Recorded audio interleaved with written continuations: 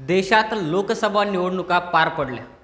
प्रत्येक मतदारसंघात खासदार निवडले गेले आणि त्यातून ज्या पक्षाकडे बहुमत त्याचा पंतप्रधान होणार, त्याप्रमाणे देशाचे तिसऱ्यांदा पंतप्रधान नरेंद्र मोदी होणार आहे। पण त्यांचा शपथविधी 9 जूनलाच का? नमस्कार, मी रामेश्वर जामगे आणि तुम्ही पाहत आहात राजमुद्रा न्यूज लाईव्ह। देशात तिसऱ्यांदा नरेंद्र मोदी पंतप्रधान पदाची शपथ घेणार आहेत। आज एनडीएच्या सर्व खासदारांची संसदेच्या सेंट्रल हॉलला बैठक झाली।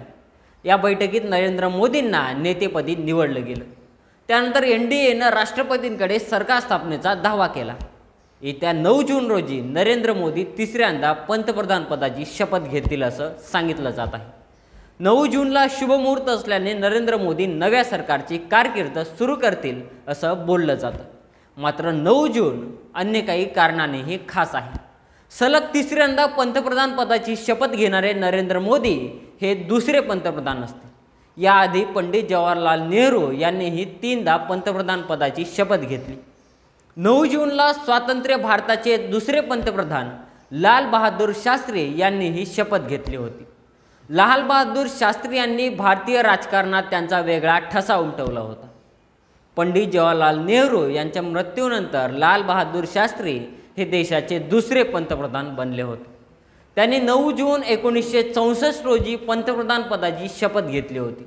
जय जवान जय किसान अशी घोषणा देणारे शास्त्री 1.5 वर्ष पंतप्रधानपदी होते।